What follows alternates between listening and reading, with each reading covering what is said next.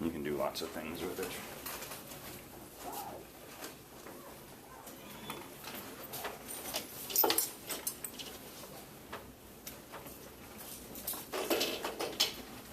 Someone likes Notepad ++.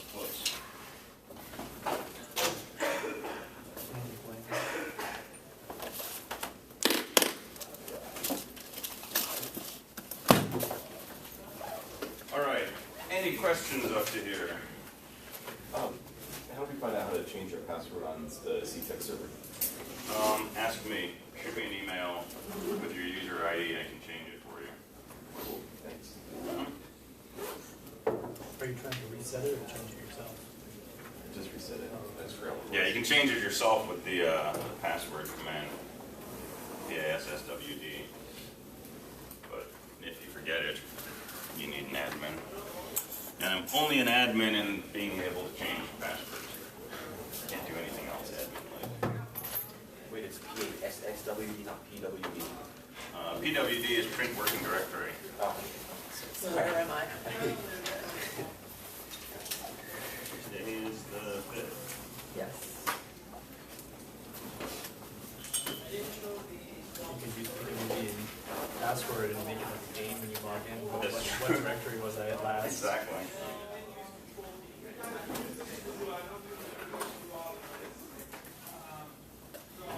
All right, so we were talking about proofs.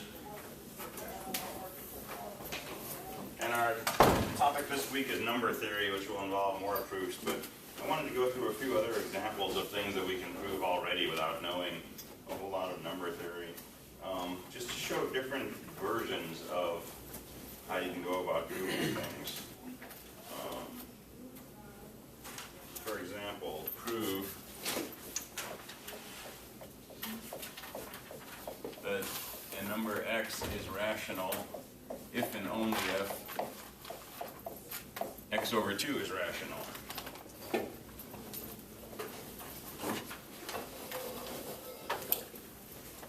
So my first question when I see this is, do I believe it? And if I believe it, I try to find some reason why I believe it. If I don't believe it, same thing. So do we believe this? X is rational if and only if x over 2 is rational. So what does rational mean? Can be expressed as ratio. It can be expressed as a ratio. So it's a fraction. So x is a fraction if and only if x over 2 is a fraction. And remember, integers are rational also. The integer 5 is 5 over 1. That makes it rational. So integers are rational. Fractions are rational. Most things are rational until you get to weird things like the square root of 2 or pi or e. So if we have a rational number, do we believe that that number divided by 2 will also be rational? Yes. Sure.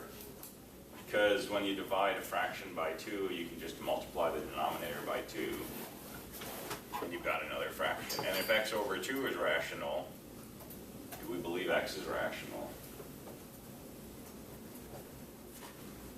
Yeah. No. Couldn't just become rational by dividing by 2. Yeah.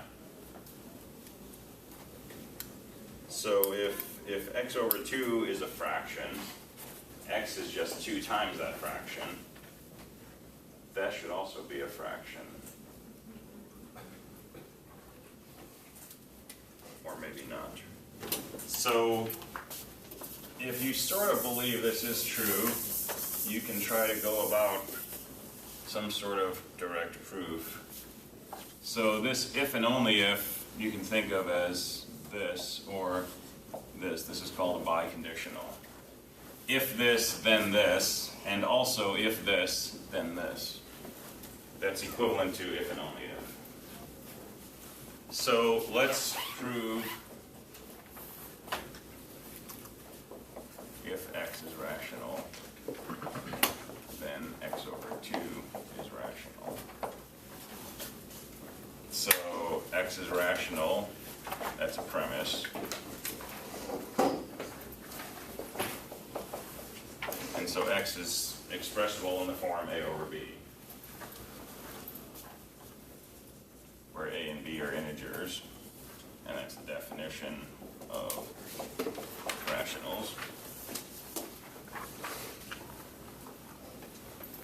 x over 2 equals a over 2b. That's algebra. And a over 2b is rational. Because a is an integer, b is an integer, so 2 times b is going to be an integer. So this is an integer over an integer. That's the definition of Q. And the fact that multiplying an integer by 2 gives us an integer, which is a property we call closure of multiplication. I'll just write 2 times an integer equals an integer.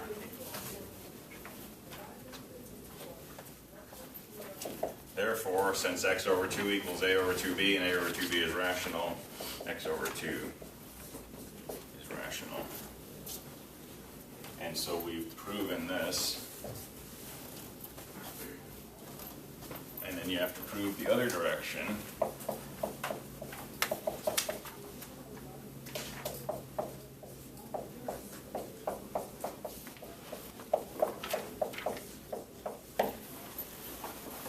And we can proceed the same way. X over 2 is rational.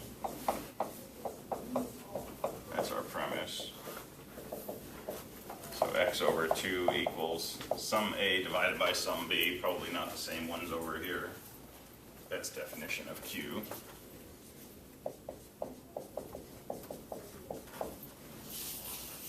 And if we multiply both sides by 2, x equals 2a over b. That's algebra. 2a over b is contained in Q. That's the definition of Q, and the fact that 2 times an integer is an integer, therefore x is contained in Q. So we've proven that.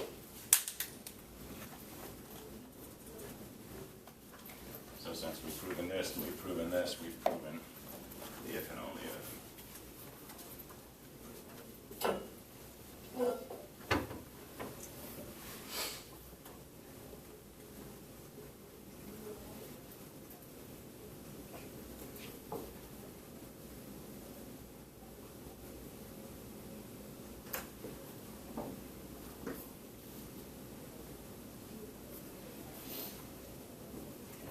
Let's do 2 more.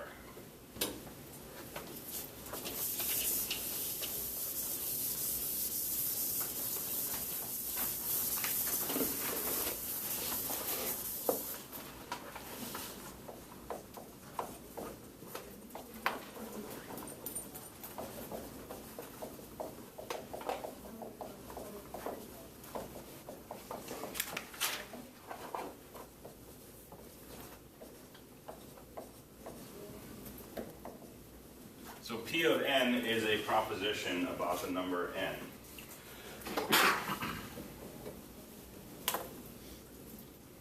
Which says if n is bigger than 0, then n squared is bigger than 0.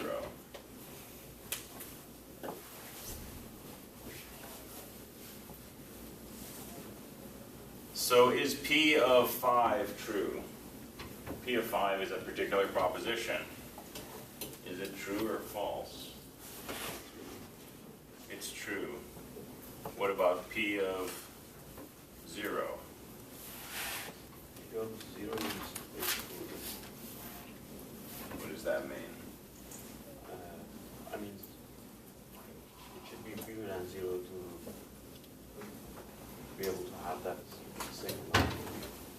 This is a statement that I'm going to allow you to make for any integer n.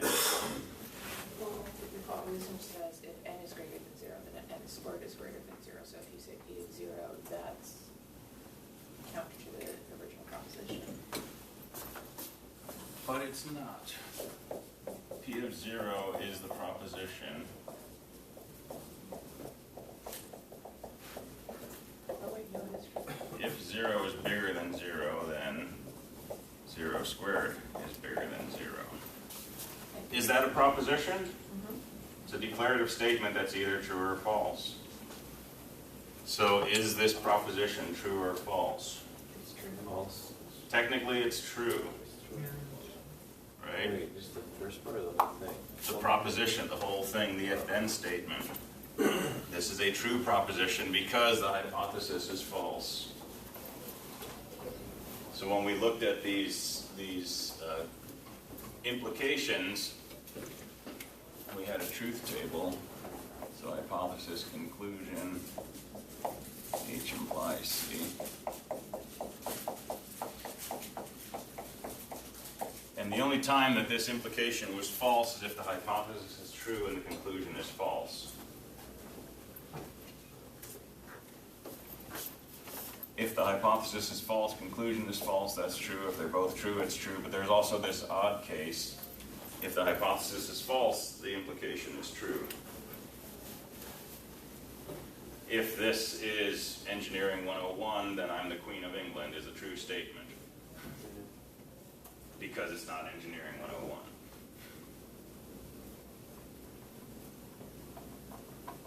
So we can prove P of 0 is true by simply plugging in n equals 0 and stating that the hypothesis is false.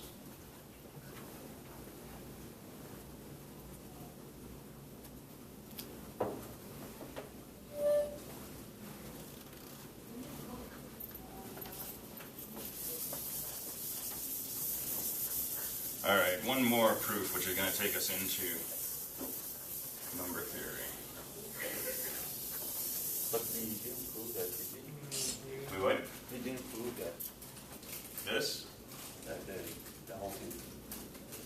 We proved P of 0 is true because the hypothesis is false. But what about the whole thing, if n is equal? We didn't say anything about if this is true in general. We just showed that this particular case is true. I think the proposition turns out to be true for all integers.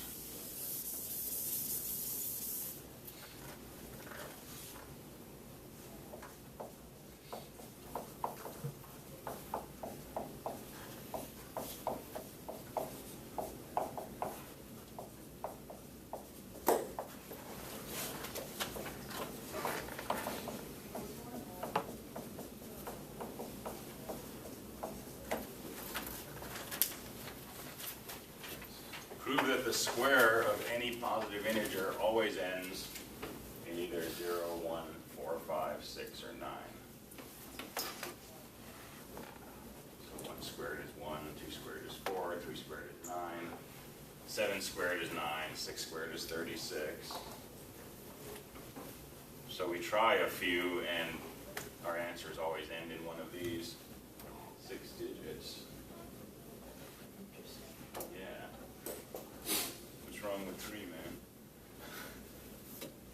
It's not a very square sheet. It's not, but I don't think 6 is either. But it pops up. Any ideas how to approach this? I'll have ideas after this lecture for sure. Indirect. Okay, there is a direct way to do this.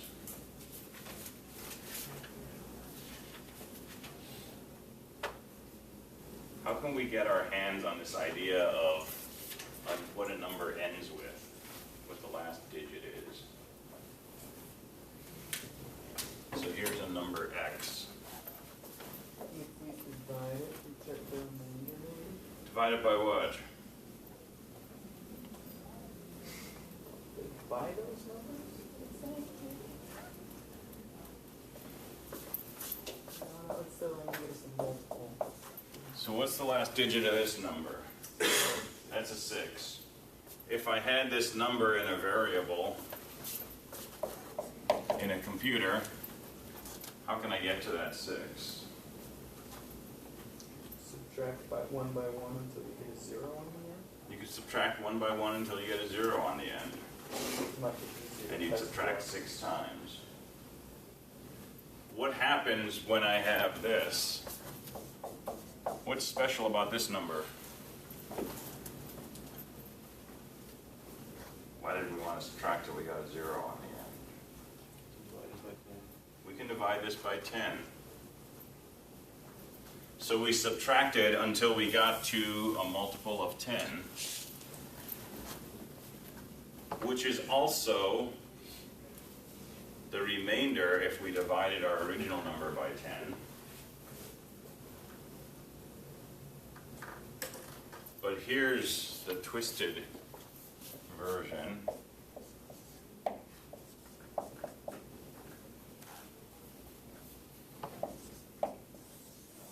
If we write our number in this form,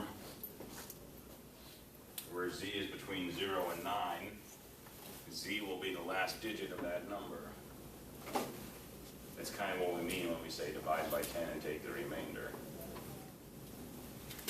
So if we do this in a way that brings z somewhere between 0 and 9, z will be a 6. So if we start with some number j, we could say write j as 10 times some number plus, I'll stick with y, or 10 times some y plus z.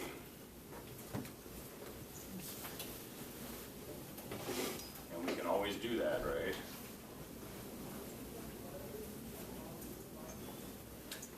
So what is j squared equal to?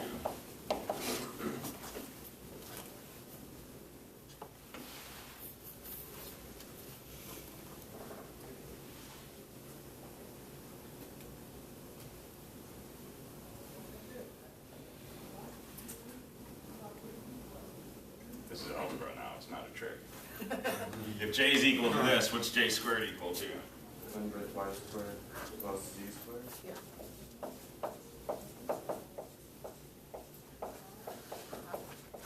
Alright, plus 20yz. It's Monday morning algebra, so it is a trick. Like this is not as difficult as it is. And this is divisible by 10 because 100 is divisible by 10, and this is divisible by 10 because 20 is divisible by 10. So this is just 10 times something plus z squared.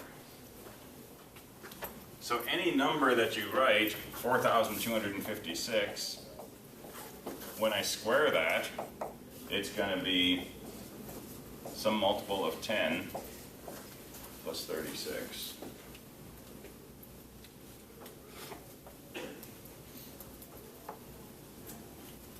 And 36 is 3 times 10 plus 6. So this whole thing is going to be 10 times some other w plus 6. Well, we only got 10 possibilities for what our original number ends with. 0, 1, 2, 3, 4, 5, 6, 7, 8, 9. We can do this for all 10 of those cases. And what we're going to find is whatever each of those ends with, those are the only possibilities for what any square is going to end with. So 1 is 1, 2 is 4, 3 is 9, 4 is 6, 5 is 5, 6 is 6, 7 is 9, 8 is 4, 9 is 1, 0 is 0.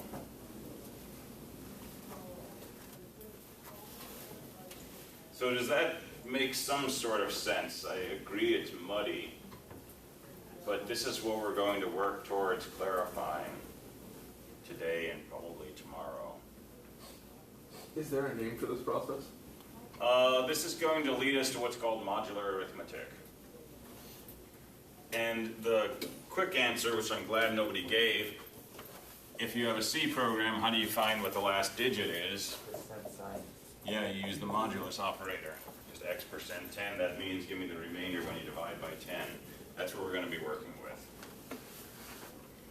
And with a notion of what modulus is, this problem becomes a whole lot easier. Okay, but this is sort of a motivation for it.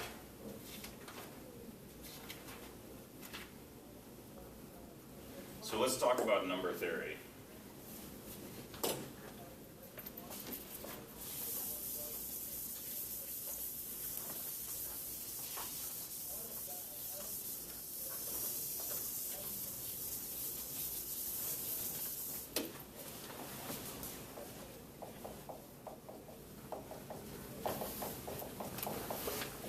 And we're going to start with divisibility. So here's a definition.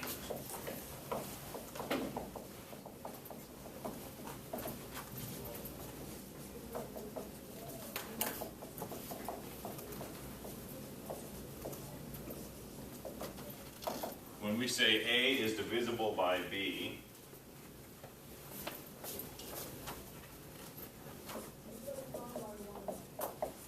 and we're going to be talking about integers for the next few classes.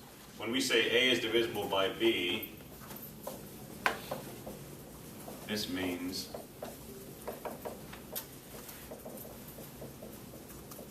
A divided by B is an integer. So 6 is divisible by 2, 5 is not divisible by 2. Okay, we can divide 5 by 2, but it's not an integer. So divisibility here is going to mean divides and gives you an integer.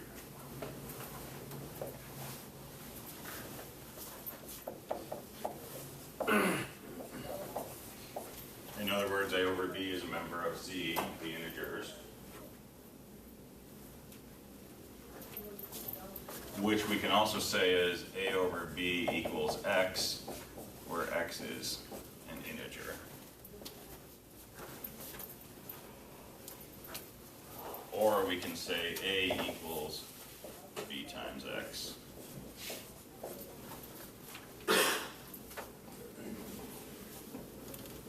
Or we might say there exists an integer X such that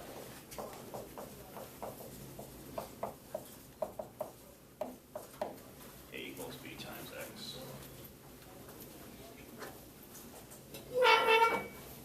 And these are all equivalent.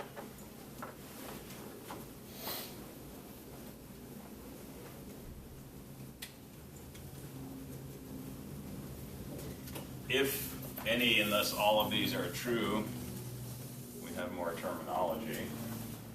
We can say B divides A.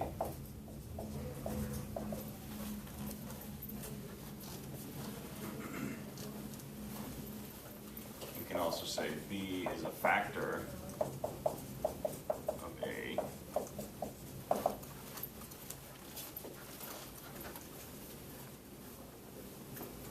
And we have a shorthand for all of this, which is B, a vertical bar, and an A. Means B goes into A evenly.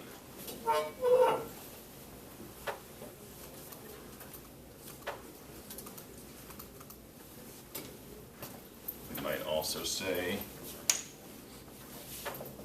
A is a multiple of B.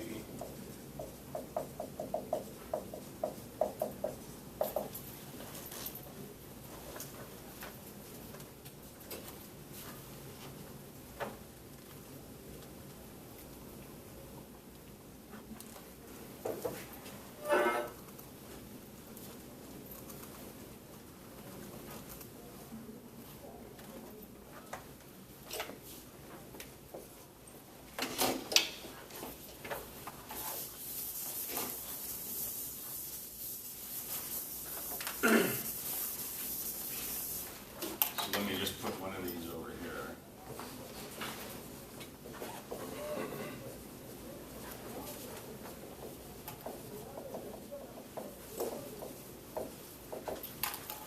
So this is our shorthand for B divides A.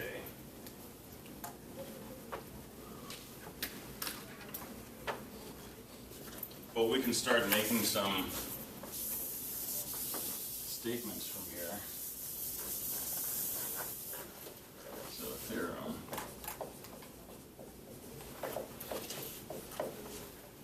If B divides A and B divides C, then B divides A plus C.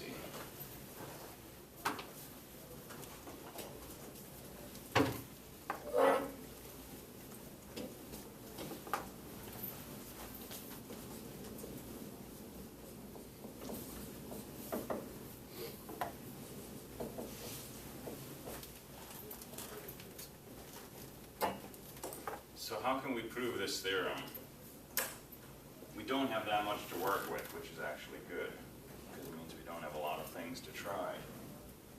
So, proof B divides A, that's a premise.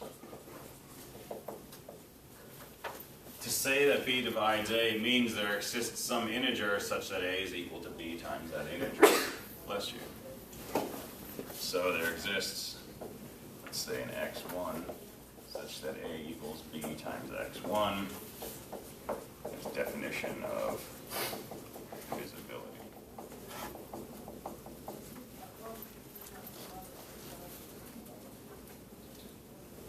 We also know that B divides C. That's our other premise. And so this means there's some possibly different integer, x2, such that C equals B times x2. That's definition of divisibility.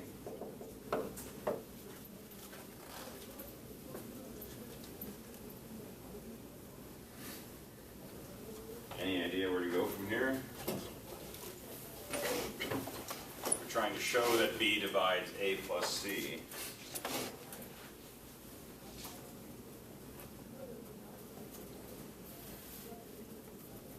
And again, I don't know this yet, so I can't state this is true. I'm trying to show this. Did you say that A plus C equals B times x1 plus B times x2? I like it.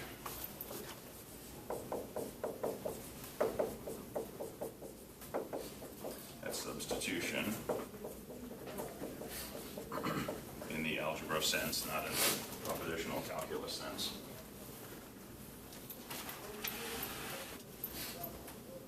What can we do from there? We're really close now. Divide, well, we can factor out the B and then divide it.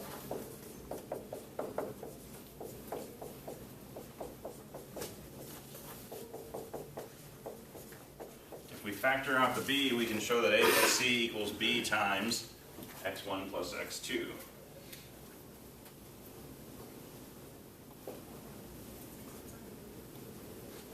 So A plus C is B times an integer.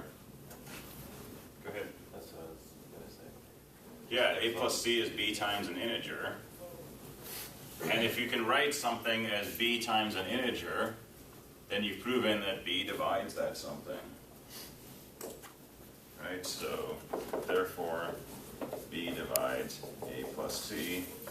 That's the definition of divisibility.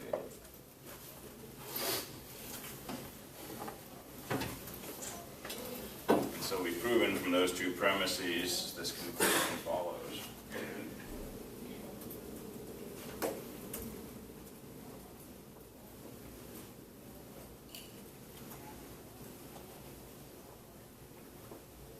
Does that make sense?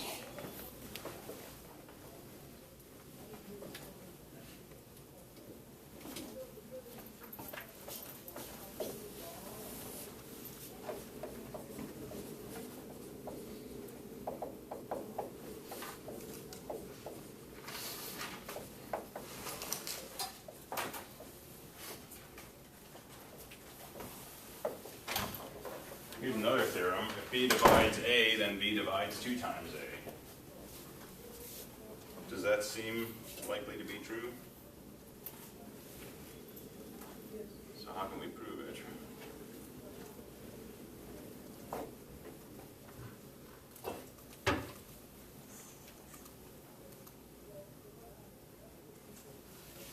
Give me a first step. Well, we can start very, very similarly to the previous proof, where there exists an x sub 1 equal to A equals B times x sub 1. Okay, so let's start. B divides A, that's a premise. And therefore there exists an x1 such that A equals B times x1. That's definition of divisibility.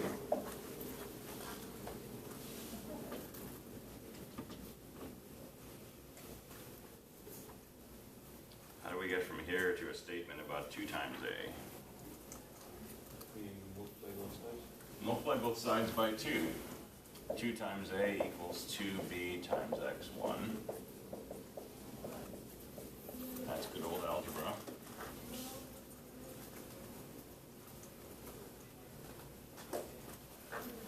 How about if we rewrite this as B times 2 2x1.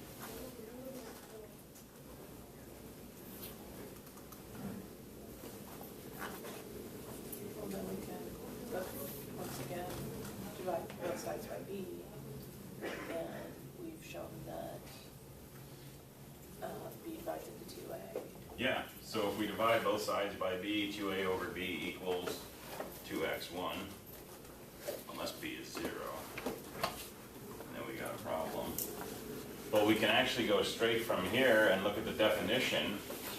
To say that b divides a means that a can be written as b times something. And just call 2x1 as x2. Yeah, so to say that b divides 2a simply means that 2a can be written as b times something. So 2x1 is an integer, therefore 2a equals b times, I don't know, maybe times x2, or x2 is an integer. That's the definition of saying b divides 2a.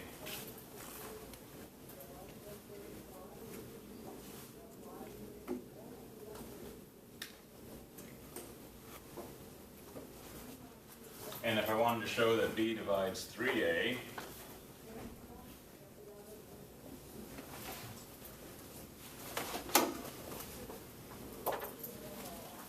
does anything change in my proof? My 2's just become 3's. And if I wanted to show that b divides c times a, any integer c, this all follows through exactly. And at the end, b will divide c times a. So the more general form of this theorem, if b divides a, then b divides any multiple of a. That's also true.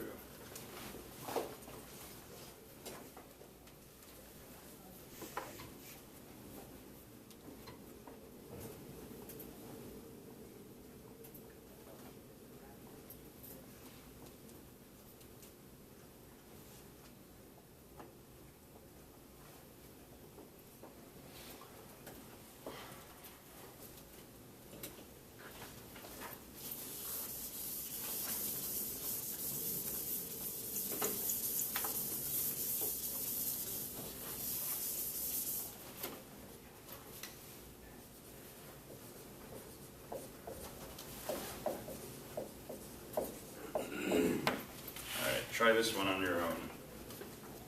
If b divides a and a divides c, then b divides c.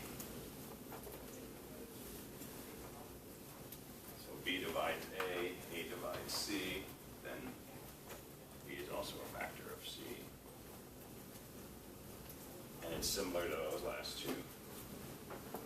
We'll work through that, see if you can write up the proof.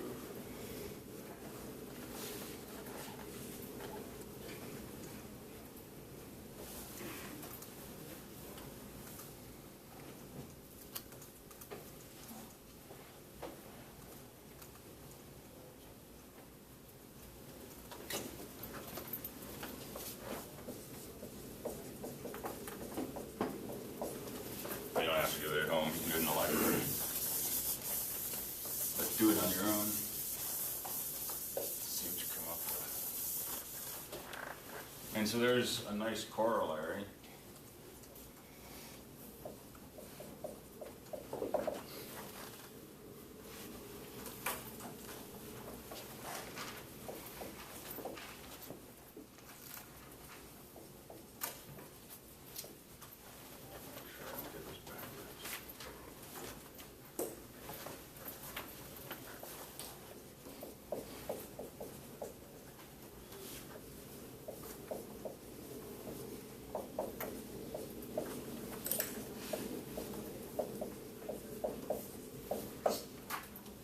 If a divides b and a also divides c, then a divides m times b plus n times c for any integers m and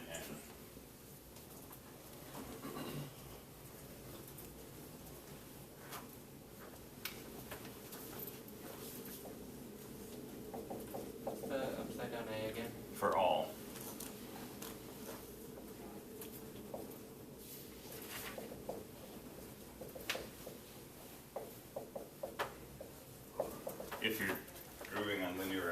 this term.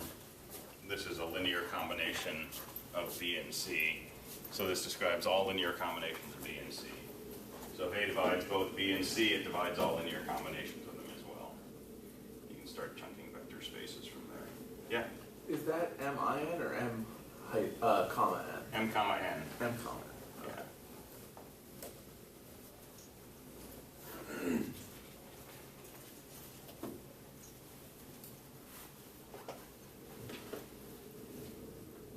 All right, so that's the notion of divisibility, factors, divides by, is divisible by.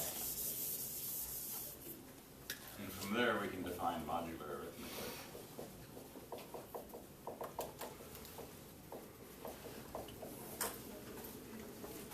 And in the past I've come at this from something called the division algorithm, which isn't an algorithm at all, it's just a theorem. And a lot of things like this, but I'm going to approach this differently this time. I'm going to describe this intuitively, and then we're going to add some rigor to it. But the intuitive notion of what's going on, I think, is the more important. The rigor, of course, has to be there at some point. But I want to make sure everybody understands what we mean by modular systems.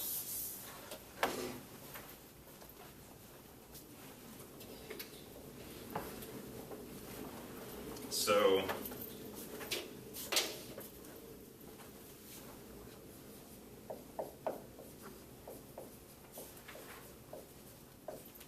we're going to use this notation to mean the following. A is congruent to B modulo M.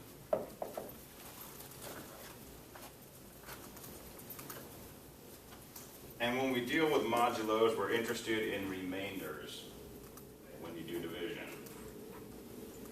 Okay, so we're not worried about anything except what's the remainder when you divide one number by another. When we say A is congruent to B modulo M, this means A divided by M and B divided by M have the same remainder.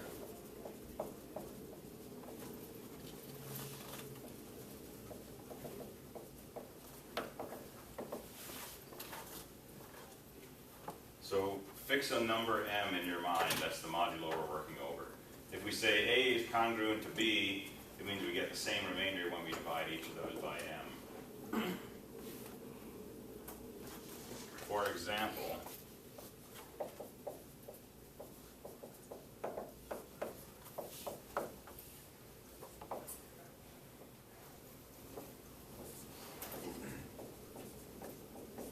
$17 is congruent to 7 modulo 5. 17 divided by 5, what's your remainder? 2. 7 divided by 5, remainder is 2. So those are congruent to each other.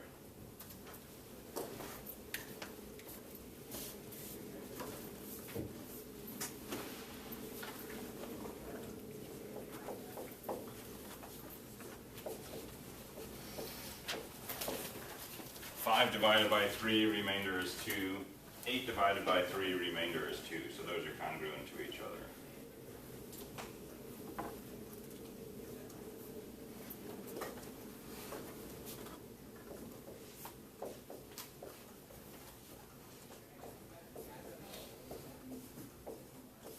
$13 and 4 are congruent to each other modulo 3.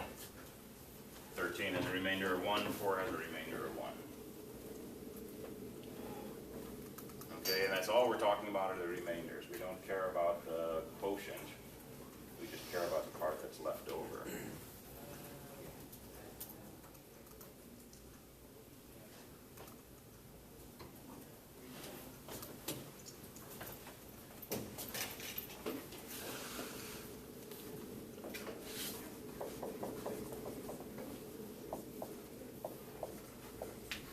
Is this true?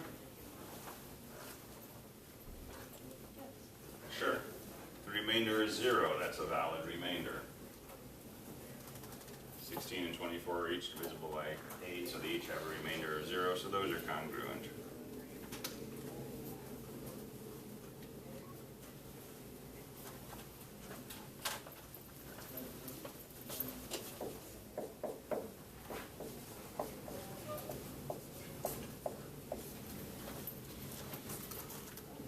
Now I just ruined it all.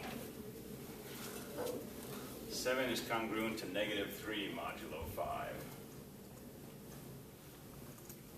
So it makes some sense, but what the heck is a remainder when you divide a negative number by something?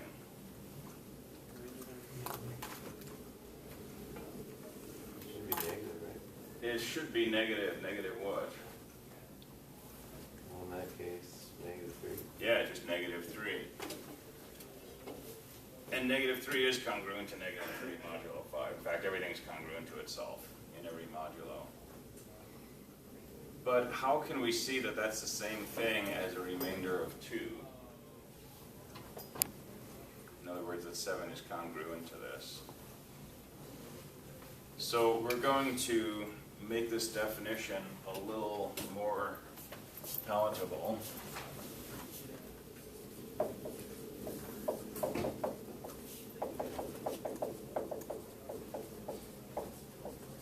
And we're going to say A is congruent to B modulo M also means A minus B is divisible by M.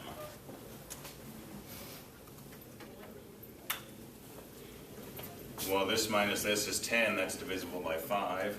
This minus this is -3, that's divisible by 3. 13 minus 4 is 9, that's divisible by 3. 16 minus 24 is -8, that's divisible by 8. 7 minus -3 is 10, that's divisible by 5.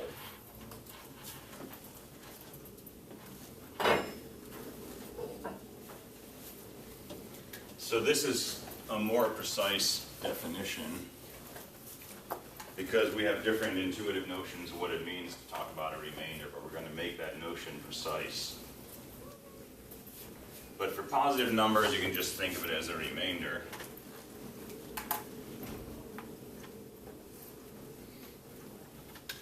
But here's what's going on. So 17 equals, let's just look at this first one, equals 3 times 5 plus 2. So that's the remainder, right? But I could also have written 17 equals 2 times 5 plus 7. And I could have said the remainder is 7. Or I could have said 17 equals 4 times 5 plus -3, with a remainder of -3. There's actually lots of remainders we can find when we divide one number by another.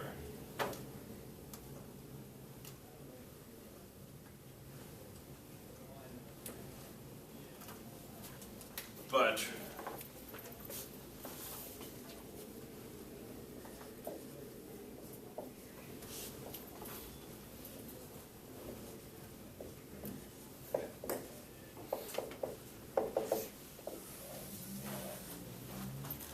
each of these numbers, when we divide by 5,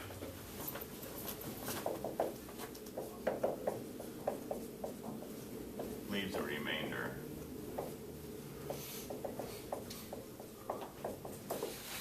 Of 2.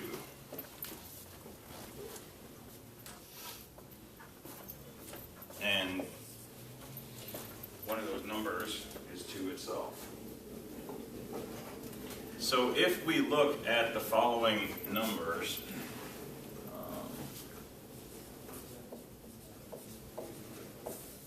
if we only look at integers bigger than or equal to 0 and less than this modulus, there's a unique number that's congruent to A and B. Okay, that's the number we're going to be most interested in. So I can say 17 is congruent to 7 modulo 5, but it's also congruent to something smaller than 5 and bigger than or equal to 0. In particular, it's also congruent to 2. 5 and 8 are congruent to each other, but they're also congruent to something bigger than or equal to 0, less than 3. That's the number 2. So this is actually congruent to 2. This is also congruent to 2. 13 and 4, they're also congruent to 1. And 7 and -3 are also congruent to 2. So when we look for a number to say that these things are all congruent to this number, the number we want is going to be the one that's between 0 and m, possibly including 0. And proving that there is such a number and that it's unique, that's what the division algorithm states. And we're not going to prove that, but you can find proofs for it. But all of this boils down to when we're working over some fixed modulo m, for any number, we can find a congruence to it with this property. What that's going to let us do is take the infinite set of integers and reduce them to a very small subset of integers. Just the integers between 0 and m minus 1.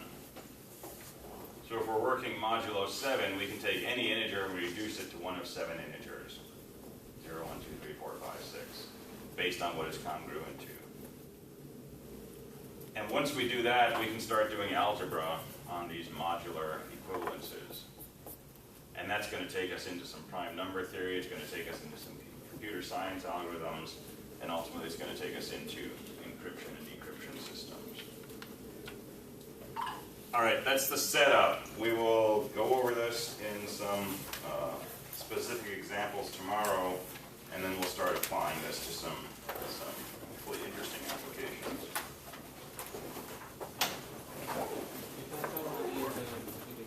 I did. I never got back. You didn't? Uh-oh. Yeah, it went around kind of weird.